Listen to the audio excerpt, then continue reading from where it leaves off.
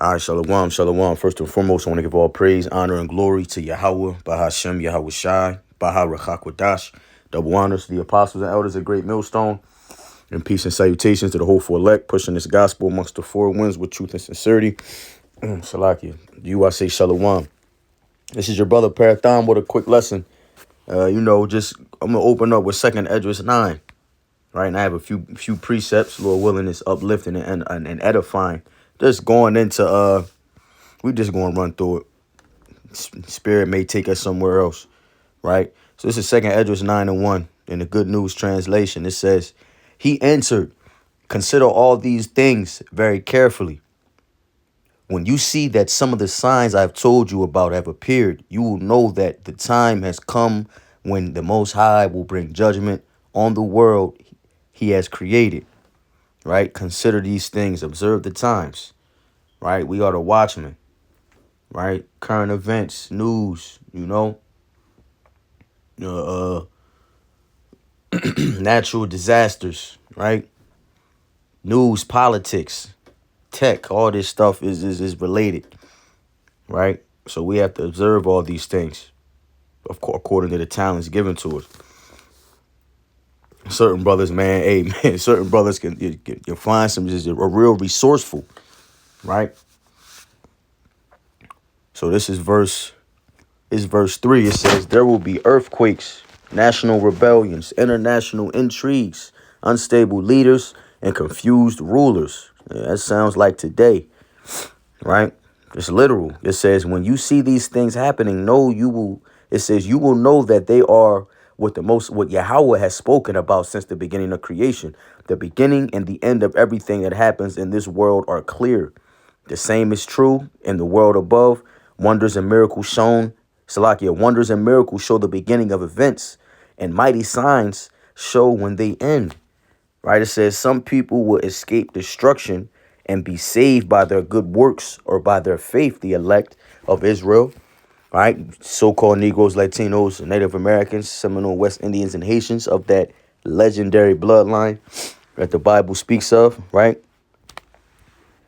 It says, verse 8. It says, all of them will survive the dangers I have described and will enjoy the salvation provided in the land that I have set apart from eternity as my own. That's beautiful. I like the way, DNT just paints a picture for you sometimes, right? So some people will escape destruction and be saved by their good works or by their faith, surviving the dangers described, as the scriptures say. This is the elect, right? Isaiah 65 going to, my servant shall eat. Right, my servant shall have joy. Man, let's just grab it. I'm gonna grab it real quick. Isaiah 65:13. Therefore, thus saith the Lord Yahweh, behold, my servant shall eat, but ye shall be hungry. Behold, my servant shall drink, but ye shall be thirsty. Behold, my servant shall rejoice, but ye shall be ashamed. Behold, my servants shall sing for joy of heart, but ye shall cry for sorrow of heart. We're going to be singing that new song. They don't know the lyrics, so they're going to be crying for sorrow of heart, because we're going to be bopping to a new tune, a different vibration and frequency, right? And they shall howl for vexation, and they shall howl for vexation of spirit. And ye shall leave your name for a curse unto my chosen.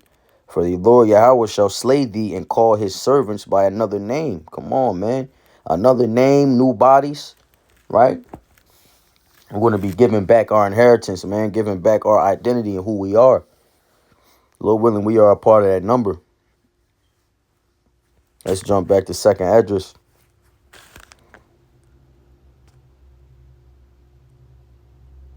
It's verse 9. This is going into the 2/3 of our people who's going to be cut off. It says, then those who have ignored my ways and held them in contempt will be surprised when they find themselves in continual torment. This is Jacob's trouble. All right. This will include all those who ignored me while they were alive, even though they accepted the blessings I gave them. All right. This is going into receiving benefit. And we can just select it. This is going into those that receive benefits.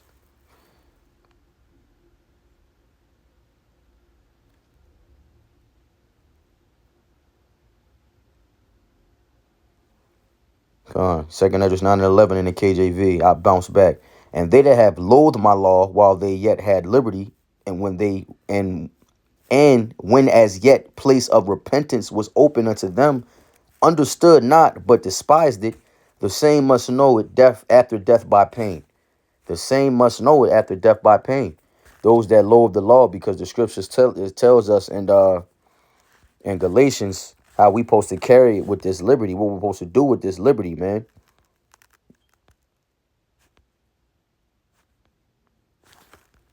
It might be in 5. Use not liberty as an occasion to the flesh. This is Galatians 5 and 13. For brethren, ye have been called unto liberty. Only use not liberty for an occasion to the flesh, but by love serve one another. All right, NLT, it says, for you have been called to live in freedom, my brothers and sisters, but don't use your freedom to satisfy your sinful nature. Instead, use your freedom to serve one another in love, man. Come on. Love thy neighbor as thyself, and just keep the commandments to the best of our ability, offending less, right?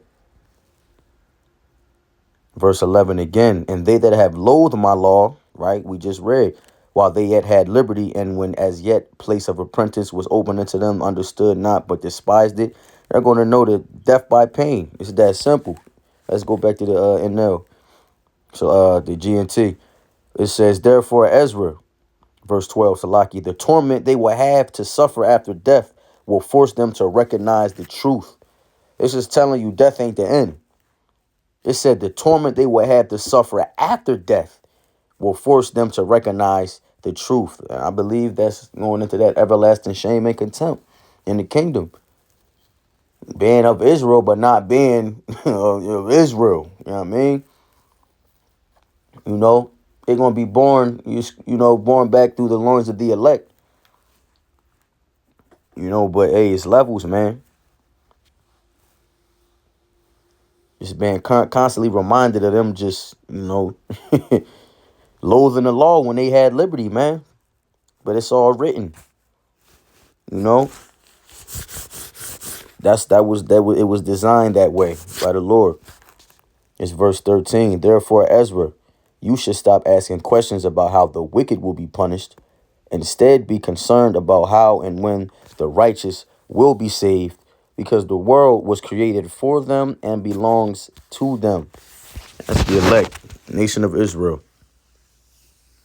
Right? He told them not to be concerned with the wicked and their end and what they got and while they got it. Right? But more so be concerned with your own salvation. All right? For your own nation. Because the world was created for our sakes. Right? And these heathens, man. Let me get Luke. Let me get Luke 6.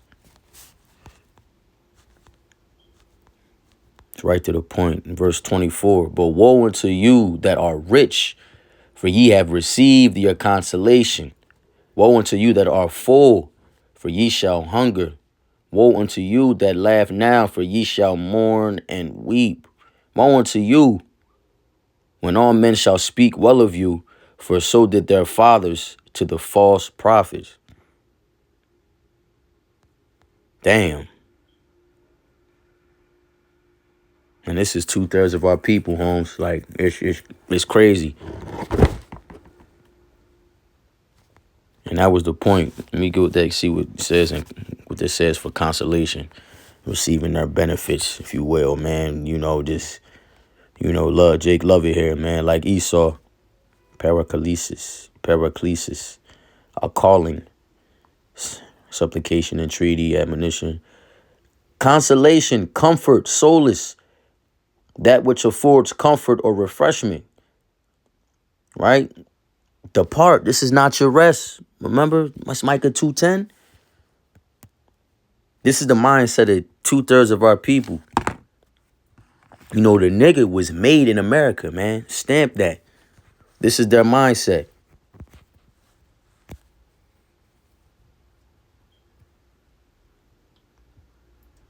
The bastard son. Shit, they bastards too. You know what I mean? They look at Esau as they pop for real. It says, thus of the Messianic salvation. So the rabbis called the Messiah the Counselor, the Comforter, persuasive discourse, stirring address. Man, the point, hey, comfort, man, solace, consolation, right? They're comfortable here. They love it here, man. You kind of, you love it here, bro. It's a little insider, right? So they have received their consolation already, right? What's that one in Jeremiah? I'll close out on this. I could do another lesson, man. Lord willing. Just going into the envy and, what is it? Let me get this Jeremiah first. This is Jeremiah 17 in verse 5. It says, this is what the Lord Yahweh, let me go up. Yeah, shit. And thou even thyself, KJV, shall discontinue from thine heritage that I gave thee, and I will cause thee to serve thine enemies in the land which thou knowest not. For ye have kindled a fire in mine anger, which shall burn forever. It says, the wonderful possession I have reserved for you.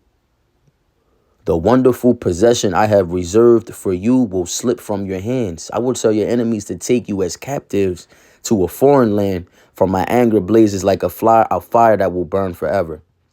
Whew.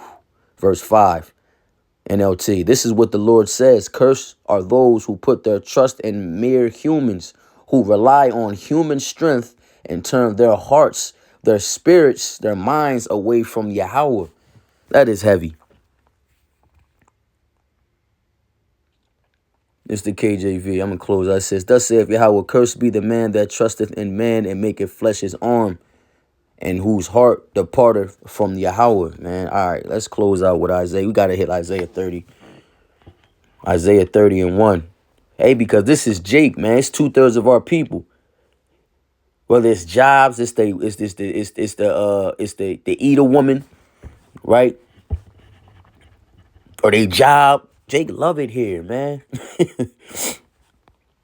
Isaiah 30 and 1. Woe to the rebellious children, 2/3 of our people, saith Yahweh, that take counsel, but not of me, and that cover with a covering, but not of my spirit, that they may add sin to sin, that walk to go down to Egypt and have not asked at my mouth, to strengthen themselves in the strength of Pharaoh and to trust in the shadow of Egypt. Therefore shall the strength of Pharaoh be your shame, and the trust in the shadow of Egypt be your confusion. Right?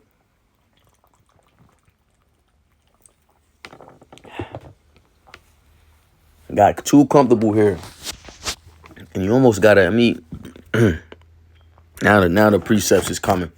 So lock it. It's Isaiah 31 and 1. Woe to them that go down to Egypt for help and stay on horses and trust in chariots because they are many, and in horsemen because they are very strong, but they look not unto the Holy One of Israel, neither seek the Lord. And they'll pay for it. That's why he gave him over to these gods. That's why he gave him over to Pharaoh. He gave him over to Esau. And that just reminded me, I think that's Judges 10. We'll close out with this. Judges 10.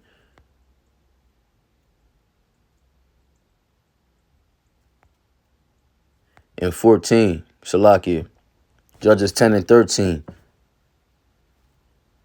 Yet ye have forsaken me and served other gods, wherefore I will deliver you no more. You have abandoned me and served other gods, so I will not rescue you anymore. Verse 14 in the KJV. Go and cry unto the gods which ye have chosen. Let them deliver you in the time of your tribulation. All right. That's it. Trusting in the shadow of Egypt, making flesh his arm. All right. Being good with this consolation. Your benefits you receive, this job, the career, the family, you feel like you complete. Yeah. That's all going to be to your demise, man. All right, so with that, Lord willing, this lesson was edifying. I want to give all praise, honor, and glory to Yahweh, by Hashem, Yahweh Shai, by Ha Rachakwadash, Double honors to the apostles and the elders of Great Millstone, and peace and salutations to the hopeful elect. All right, Kwam Yasharala and the Baba Ball. Shalom.